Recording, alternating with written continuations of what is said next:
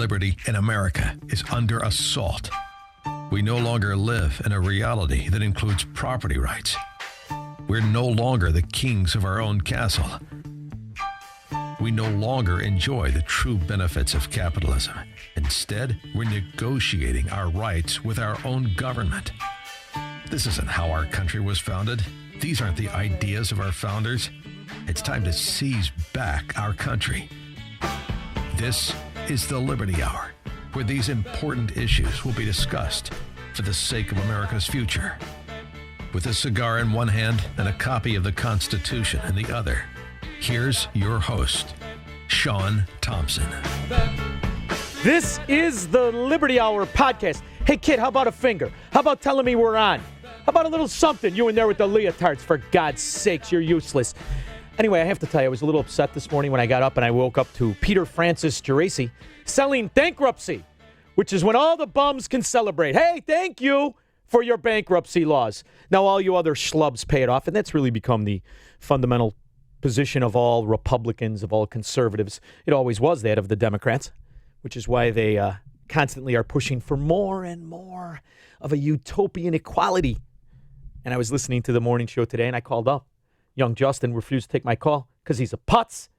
And I missed my little window of opportunity to talk about Melissa Gates, which, by the way, should we really be taking the advice of anyone dumb enough to pleasure Bill Gates? I mean, there's only two kinds of people. It's hookers and freaks. I don't need you giving me an opinion on anything. I find it ridiculous to me. By the way, 312-642-5600. And I always love it when people are so ashamed of what they do, how they sell themselves out. They have that undercurrent of self-loathingness where they say, look at how successful I've been. It must be a corrupt system. Forget about the fact you did nothing other than pretend you were attracted to Bill Gates. That's your real gift, honey. Talk about the art of the deal. All right, let's listen to another self-loathing benefactor of someone else's work pretend that they're not paying enough taxes. We all know the debate that is going on right now over capitalism. And is it working for enough people? An interesting Gallup poll from about 6 months ago found that more Democrats in America have a positive view of socialism. No. It's not from a decade ago. It's from 50 years ago when they realized they're socialists and they could hide in the Democrat Party. That's what happened. The Democrat Party today is the Socialist Party of yesteryear. It's really been recognizable since Barack Obama. Ironically, when Bill Clinton was in office, it really wasn't the party of socialism. If you look at some of the things that Bill Clinton had to say when it came to the economy, when it came to trade, when it came to taxation, he was arguably the last non-socialist Democrat president this country will ever have. There's no question about it. And as you look at this array of freaks and miscreants, malcontents, socialists in hiding called the Democrat Party, you see that it'll never go again to the ideology of, a corrupt capitalism. In fact, that's been stolen by Trump and his party. So this is where we're at in America, but there's something that she goes on to say, I think it's very important. In capitalism? So what do you think when you see numbers like that? People I meet outside the United States would really like to live in our democracy and our capitalistic society. However, I don't think capitalism does everything right, and I think it leaves behind, as Warren Buffett, some of these societal problems. Because here's what she doesn't want to tell you. Capitalism leaves behind everyone who doesn't participate in it. That's the problem with it. It leaves behind all those who refuse to participate. Now, when we were children, and I mean people born prior to 1990, those were referred to as sloths and the lazy and the inadequate and the incapable. Those are Democrats. However, back then, those were people in which pity was something family members had and charities, of which they did take care of them. Throughout history, there is not a more charitable nation. In fact, the real time when there was a benefit to being a sloth was when the America had its greatest economic boom in the 19th century. That's when all the charities popped up and took care of the people. It so happened that those charities were bound by the success of the donors. Government is not. Government can give without having. That's what people like Melissa Gates and her cohorts want. That's why they bastardize capitalism in the name of the indigent, because it doesn't take care of the indigent. In fact, what they've learned to do is flip society, where the picture of greed is in these industries or these sloths doing nothing, demanding to pretend to be men and women, send their kids to the same thing working people sacrifice for, such as schools and benefit and insurance and name it. Why focus on what they're not doing when you could take another man's property and demonize that small minority of people who choose to succeed, people who choose to participate? And I say this as a parent. I'm not the only parent out there. How hard is it to get your teenage kids to go to school? You got to argue with them every day. Come on, go to school and stay on them the homework. They don't want to. The problem is, rather than weed that out of society, you've made that normal. So now people look at the Gates and they say, you bad capitalists, look at all the money you did. And they refuse to recognize the good that this one man did. Now, aside from his wife, I'm going to show you how we can love some Bill Gates. When you realize what he's done for society, and I'm not talking specifically, although you could spend an hour, on the benefit to Bill Gates and what he has done for mankind by producing the very product he has and all of the things that have benefited society, even right down to my kid in there in leotards, what it's done for his world and his maybe kids, I don't know what's going on there, but what it will do for future generations. It's almost, you can't calculate it. How great a product this one guy and his group created. But what you can calculate is how many groups benefit from him in just his company and just what's happened with Microsoft itself. From him taking that little garage idea and all of the individuals, all of the companies, all of the pensions, retirement funds, the 401ks that benefit from this son of a gun doing what he did. That is capitalism. Extortion and corruption comes from those who want to figure out legal weapons to use against his property. Because the reality is, if Bill Gates were able to keep all of his money, and he's done this in his own life, the charitable organizations he set up, the things for children, the things for seniors, the things for ghetto neighborhoods and people who refuse to work, still far outweigh anything any government has done for mankind. That only in Bill Gates and his charity, from his profit, is the true benefit to these people. Government doesn't help people.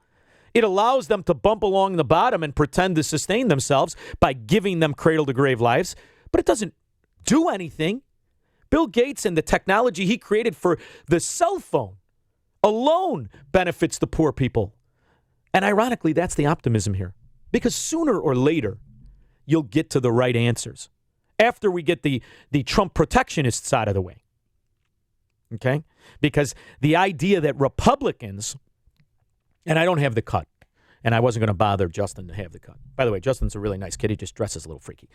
I wasn't going to bother him to get the cut of some moronic Trump caller during this very segment where Dan Proft played Melissa Gates, and the alternative to this was asked of a Trump supporter. And he said, what we need to combat the ills of capitalism is protectionism. And I'm going to show you how that's not the case. Now, you may buy the spiel from the salesmen out there who are selling you this protectionism, who are selling you this America first. You may be able to disconnect the reality of the corruption in American manufacturing and specifically think of the UAW and the fraud and failure in which that crime family labor extortion racket has been able to hide failure. And we could focus on the fact of American cars and trucks cannot compete with non-union made foreign cars. They can't. Only through a rigged system. Only through a system that adds a 25% tariff for 45 years on trucks does anybody even know what a Ford frickin' F-150 is. Because it sucks. And that's the best of the litter. Everybody should be able to get the best for their own consumption that they decide. But government has figured out a way to prop up and fraud its success, so they bolster up these crime labor extortion rackets called unions, mediocrity at high prices.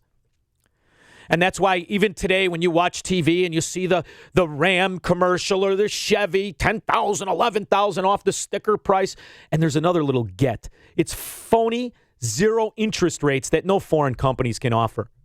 So they have to control and steer and mitigate your choices of that's just autos. And as Trump has proven, by the time he gets done, it'll be everything. Yeah, go America. And you got the union morons waiting for their break time, failing. And if that's not going to bolster up the economy enough, let's try these idiots. Tonight, after 2 years of bitter battles, a rare glimpse of bipartisanship. We just had a very productive meeting with the President of the United States. There was goodwill in this meeting, and that was different than some of the other That's meetings Nancy and Chuck. had. The White House echoing Democrats' unusual optimism about today's meeting on infrastructure.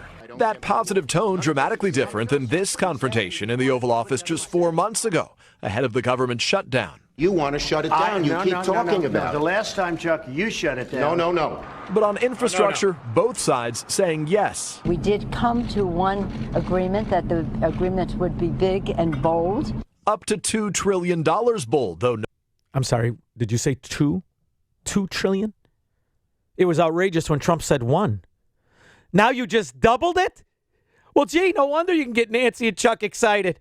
No plan yet how to pay for improving the nation's highways, bridges, and broadband. But the backdrop, President Trump's efforts to stifle House Democrats. Wait a minute, broadband.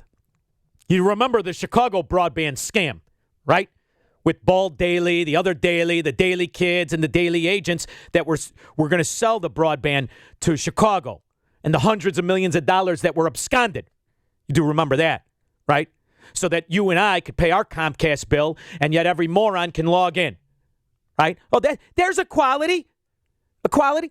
I tell you what, it's to the point now where you're stupid if you pay. In their investigations into him, his administration, and his personal finances never mentioned today. How hard is it to work with this president on infrastructure when he's stonewalling you on investigations? I believe we can do both at once. There you go, because you're a whore, and you were able to be bought off, because you can bring home the bacon to your little corrupt few that donate to you. Right, Chucky? Anybody want to guess how many donors are going to get all these new contracts for infrastructure? Is there anybody with an IQ over 60 that can put together the little dots? Can you follow them? You see where this is going? This is the greatest pay-to-play scam payoff in the history of government. And it's brought to you by the Republican president. Oh, I know. We're supposed to pick our guy, and he's my guy. Okay, fine. And I will pick. Listen, you put that guy up there and next to one of these socialists, and I'll tell you for 1,000 times how that's the better choice. But you do realize that this isn't capitalism anymore, right? And you've given fodder to these illiterates. Because this is something that we should all be railing against. You don't have to be a socialist to recognize the corruption in this government financial Ponzi scheme, do you? And this pay-to-play system? Because all of this money, which by the way, these are numbers that were unimaginable by your fathers. $2 trillion like nothing. Government already spends in excess of $1.5 trillion more than it takes in, and it takes in record time. Every single day, it's taking in more and more money, more and more revenue, because those tariffs that rolling in $1 billion a day, that's a tax. But you're okay with that because it's patriotic, right? It's patriotism to extort your neighbor. This is why you've lost the fundamental footing of morality and immorality. And now we're just pulled off into the weeds on specific issues. However, this is celebrated. Let's continue. I like the glee in scumbags' voices. This guy's been a scumbag for 50 years. I didn't think it was possible to get him this excited without 3 Viagras and some Hennessy. Still, President Trump and his oldest children have filed suit to prevent 2 banks from responding to House Democrats' subpoenas about their finances, arguing those subpoenas have no legitimate or lawful purpose. Democrats remain determined. We're prepared to fight tooth and nail. The president's chief of staff pushing back. If I'm suing you on one deal, are you likely to do another deal with me at the same time? Probably not. That's just human nature. There is still a lot of skepticism in this contentious climate that a massive bipartisan deal is possible, but both sides tonight insist they will meet again in 3 weeks. We found something they can all come together on. The American people paying off their constituents, paying off their contributors. The bulk of the American people spread out to all of us suckers who go to work, who buy gas, who pay for consumption, who pay sales tax, who pay property tax, all of us pigeons. And they get to pay off their specific contributors. That's what $2 trillion of infrastructure is. That's not capitalism, Melissa, dimwit. And it's not capitalism, all you Trump Krishnas out there chanting for higher costs of your neighbor's products. So what's the window? What's the percentage of American people that understand it? I don't know if it's 5% anymore. And I'm not coming out here to say, oh, I'm so smart. Listen, I'm not that smart. I just have fundamentals. I just have principles. I was blessed in life because I was taught by more than just teachers, but people who were able to teach you how to think, not what to think. As so many Trump supporters, that's all they do. They chant words and they speak real fast. Globalism, globalism, globalism. Trade deficit, trade deficit, trade deficit. They have no idea what this means. None at all. In fact, what they don't understand is both the things they're rallying against are what benefited them, their fathers and their mothers and their kids. They're chanting against themselves. And they're chanting for higher taxes. And it's a simple it's as stupid to me as hearing Bernie Sanders and the 22 morons come out and say Amazon doesn't pay any taxes. In the same way they say GE doesn't pay any taxes or Microsoft doesn't pay any taxes. Because they don't know how to think. They just know what to think. So this may be a little boring and a little technical, but I want to go through this and I want to tell you why. Because I said, I can't remember if it was when I was filling in for Joe Walsh or during the Liberty Hour Sunday night. I said, I love Jeff Bezos. I probably don't like him at all. And this isn't just because I want to meet his ex-wife. I love him because what he's done for society. And when I say that, I say it because do you realize the taxes Amazon has paid, does pay, and will pay forever? Or are you so caught up in what to think, you don't know how to think anymore? Because this is crucially important. Because what happens is when they say they don't pay taxes, what they mean is federal corporate taxes at the end when they file their taxes. Now, there is a reason that you can lie like this or that people lie like this, and they ignore the fact that Amazon admittedly in their own tax records pays $1 billion a year, and through the course of their year pays $6 billion in various taxation. And it's because people forgot how to think. So let's go through fundamentals so you can combat the idiots who call up with protectionism. And you see how you destroy not just the ability of a company like this to succeed and continue to pay, but you destroy your own choices and your own betterment and that of your kids when you promote protectionism. And that what is happening is capitalism is being sucked in the quicksand of socialism. And it's getting there. We're pushing it on its head. Ironically, it's the people who pretend to promote capitalism and not be socialists that will deal the final death blow. That's what's happening here. And until Republicans learn that federal taxes are the sixth and seventh layer of taxation to a company of this magnitude, of this size, that acquires this much product, that has this much property, that employs this many people, those are all layers of taxation. And I want you to think about it in very, very simple terms, as if you were Jeff Bezos.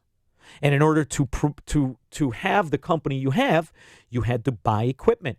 When you buy equipment, you pay taxes on said equipment. When you lease or own property, you pay real estate taxes in said property. When you employ people, you pay employment taxation. And those are extremely onerous, especially if you're stupid enough to have that employment in a state like Illinois or New York or California. That this man, by having this business, is taxed to oblivion before he makes $1.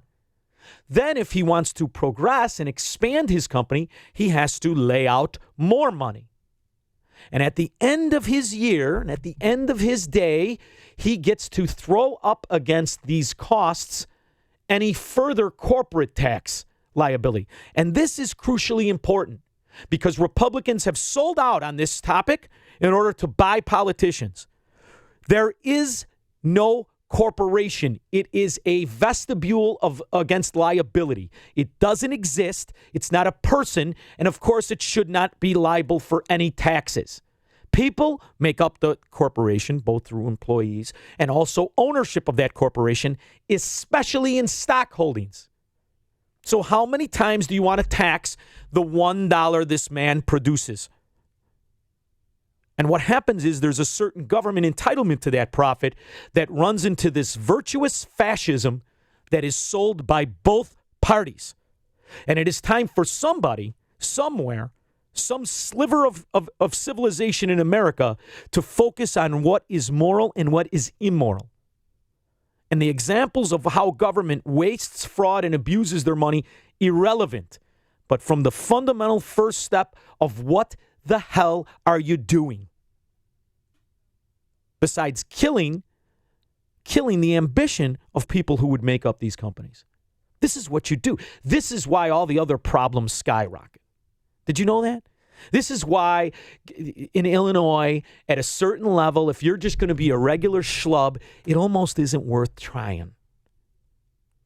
And this is why the Soviet Union collapses and they become drunks and drug addicts. This is why in states that are run by these corrupt socialists like Illinois and New York and California, drug addiction, alcohol abuse, and suicide is up versus other states. This is why people move. This is the climate. But it's because Americans themselves, the individuals, either you don't pass it on to your kids, you didn't have it passed on to you, or you just don't care and you want to be lied to. But once this fundamental belief system, you can spot the con, even when it's sold by Republicans. This $2 trillion infrastructure is the greatest pay-to-play payoff scheme to phony conservatives that could ever exist.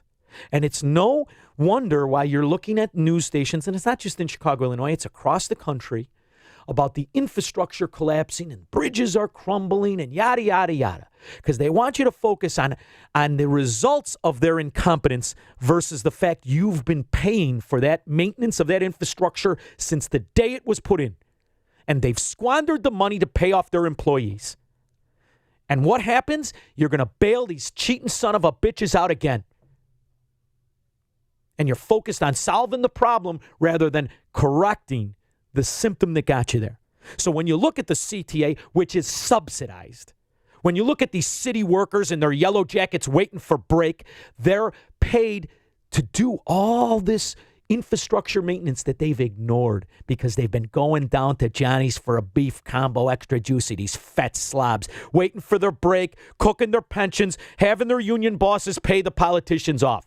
So to keep funding it isn't fixing it. Oh, you may get your little new concrete, but don't worry, it'll be laid by the same scumbag who knows how to make it break in 5 years to do it all over again. And every few years they get caught. Walsh Construction, Palumbo, name the scumbags.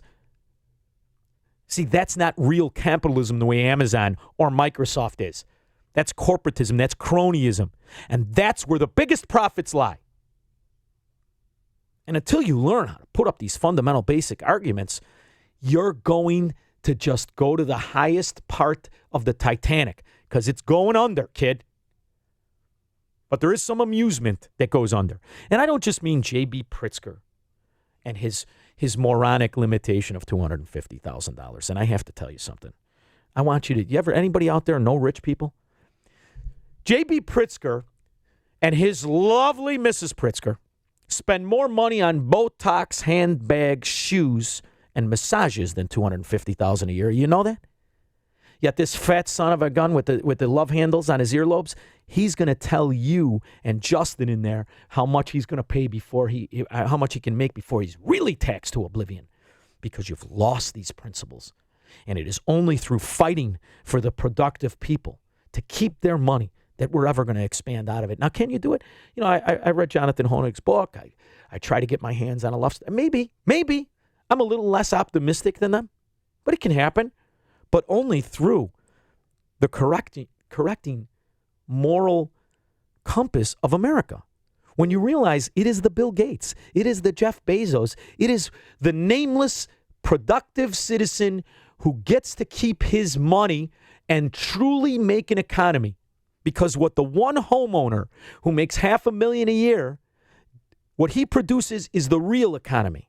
What $2 trillion in government spending produces is a Keynesian fraud. You get it? Just think about the principles. And when you have fundamentals, you can plug in the specific topics that you try to get drowned out in. In each and every case, there is a real economy and there is a fake government economy trying to sell you value that is interpreted. It's interpreted. For some, it's a benefit. For others, it is not. Most of the people who have paid for the Illinois infrastructure will never use it. Most of the people who have paid for the grants and the benefits and the children to be educated will never use it. Up to their dollar amount, of course, for certain. Now, some will overuse it, right? You slots out there with 5 or 6 kids that don't pay any alimony or child support, you're making money, baby.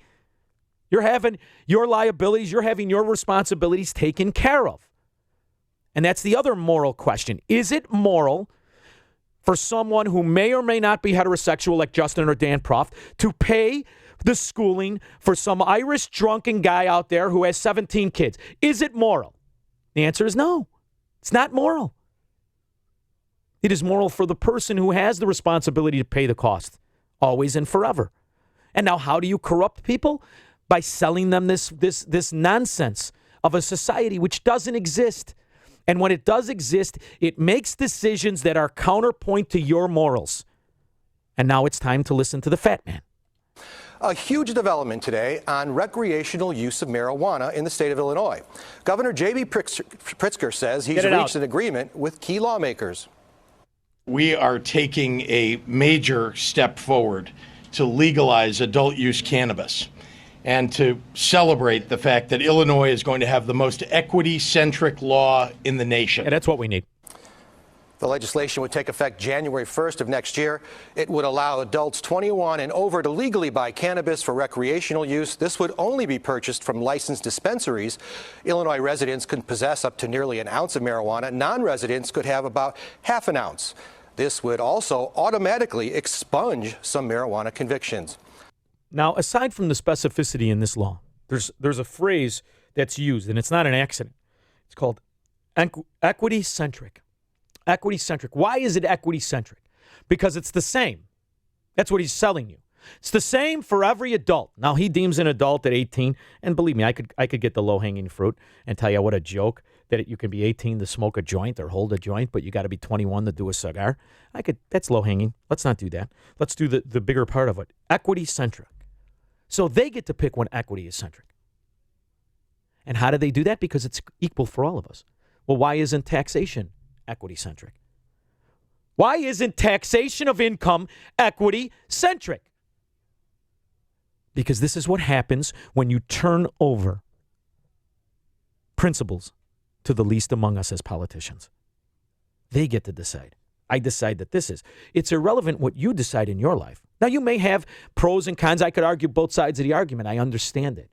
But what it does is it strips you from the use of your principles over your family, over your neighbor, and it makes you liable for the cost. Because the one study that is always ignored is the fact of when this is done, the amount of citizens that go on to public benefits doubles within 5 years.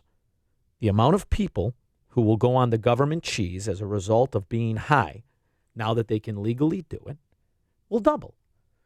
Now, the way that I want to legalize drugs, and as most of you know, I don't care. I tend to lean everything towards individual liberty, is because I don't want to pay any results of those or any consequences of those actions. Right? If you become a scumbag, I believe you have the absolute freedom to do so. You want to ride the rails, be high, and fool around with your dog all day? I don't care. Go ahead, buy a jar of peanut butter and have yourself very happy as Melissa Gates. Go right ahead. Don't make me pay for the peanut butter. Don't make me pay for the results. Don't make me pay for the train ticket. So you have to approach it all from equity-centric versus pick and choose whatever the party in power has, because that's the virtuous fascism we all promote. Everybody out there is a fascist. There is a small group of us that are saying, I don't want to rule anybody's choices on anything. I want everybody to have equality. Now, I've been cornered as right wing, ironically, when the reality is I'm the classic liberal. As if you believe in the documents, as if you believe in individual liberty, individual sovereignty, and if you believe in a republic, that's all you can be. Everything else is a fascism you feel you have the virtue to wield. That's why we're all enthralled with Game of Thrones. Everybody wants to be the king. The reality is what made this country great is you were the king at one time. You were the king of your life. You were the king of your castle. Where the only place socialism was tolerated was in your own house. You got to decide if it was socialism. You want to earn your $5 and give it to everybody? Go right ahead. But you don't get to take my $5 and give it to everybody you want. We've lost that flip. It's flip-flopped. And now you have wives of rich men who, for their own self-loathing reasons, go against the fundamentals that made them rich. It's laughable to me. But it's not a far road to go from that to this. We must step up and deal with something that is criminal, communities, destroying lives, and really just tearing apart families. One of the pushbacks is you license guns, you make it more difficult for the honorable gun owner to get there, to engage in their Second Amendment right, and the people who want to get guns and shoot each other in the street are going to do it anyway because no one enforces the law. That kind of resignation frustrates me, to be honest, because we know that this is not a plan that any law-abiding gun owners should be concerned about. The people that should be concerned about it are two groups. One, people who want to break the law, gun runners and criminals, and the gun manufacturers who have been working in an ungodly way to undermine the safety and security of this nation, really attacking everything from consumer product safety to the CDC's ability to research these issues, to even the ATF, which is starved by Congress in its Illinois. See, now there's a couple things going on here. My guns aren't for hunting. You know, I have hunted. I hate it. Stupid to me. Shoot the defenseless animal. That's not my thing. My guns aren't for hunting. My guns are to protect me and my family from anybody who would harm us. From any intruder into my neighborhood. From any government that would try to corral and seize my liberty and freedom. See, that's why the Second Amendment exists. So for Cory Booker and his cohorts, who have really undermined American fundamentals and principles, the socialists, the collectivists, the government-central, totalitarian despots who believe because he, of which we know very little of his own life, I doubt I'd approve of anything in it, he gets to decide what is right and what is wrong, what income you can keep, what income you can lose, what property you can keep, what property you will lose. This is guns because this is the way to defend yourself against a totalitarian government. Now, you wouldn't stand much of a chance. Everybody with an IQ over 60 knows that. You're not going to fight the government. You won't last long. But at least you can put it up. At least it won't make you a slave the way they want to pretend they represent the slaves. This is a taskmaster. And there are several taskmasters in government. Those are normally the ones promoting the ideas of control of your assets, of your property, or limitations on what they can and will be. The retort to this, in most cases, is the wrong answer. The retort to this isn't because I'm trying to make society happy. I'm not trying to make society happy. If I deem it necessary to protect myself because I live in a very terrible spot from an oppressive crime wave, I should have the right to do that in secrecy. What is privacy? You know, I find it ironic that one of the main staples of the revolution was privacy. Privacy to your papers, privacy to your decision. What is privacy in America today? You don't have privacy in your income. You don't have privacy in your property. You don't have privacy in your morals. Everything is under assault. Can I privately hold the belief that abortion is bad? Well, you can, but you get categorized as a kook. Can I privately hold the belief that drug addiction or drug treatment of behavioral issues is bad. No, you can't do that. Society says everybody's drugged. From the time your kid is in 6th grade, if they find the teacher fat, boring, and stupid the way I did, he must have ADD. Now maybe he does and maybe he doesn't. But the thing is, do you get to live with that?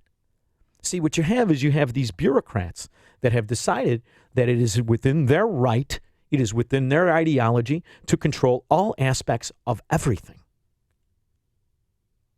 And we need to get that back. And you get that back by arguing the principles that got us here. The only reason we're in this position is because intellectually, people who occupied this country could recognize oppression. Oppression isn't about race every single time. Oppression is about power. And I pose to you that a government shouldn't have the power to limit a man's income, to limit a man's property. And if you feel it does, well, then all we're really arguing about is where those pressure points are versus of if they are. And that's how you get these moronic despot idiots in charge. Joe Biden couldn't count to 3 without getting 2 of the numbers wrong. This guy could run the country. Donald Trump,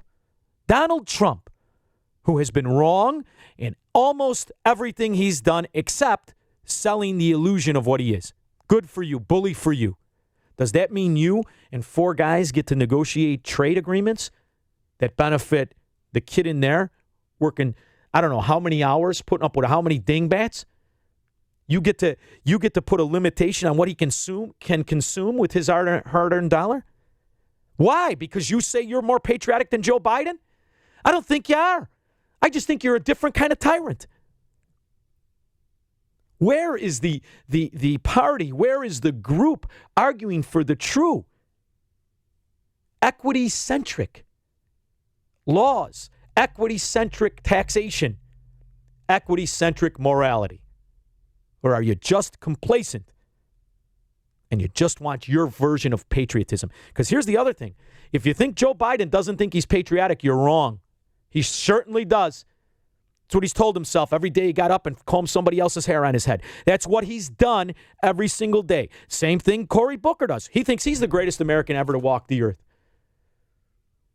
They all do. And all their followers believe they are. So to wrap tyranny in a flag isn't the solution. It's to recognize the fundamental principles of it and reject it when it's sold by anybody. That's the only hope of America. But we have to start small. And there's the way you really cripple it is start by the principles of how it is extorting its money from the people. Democrats, Republicans, independents. There is the only moral taxation a government can do to its people is one of equality. It is a percentage, whether you make $1 or whether you're Bill frickin' Gates and you pick up a ugly, bossy wife that gets to go around on television and tell everybody how bad you are for making money. That's the only equality. Look at everything. The way J.B. Pritzker sells things we disagree on. The way he mystifies and stupefies a citizenry. The way he continues to feed his power.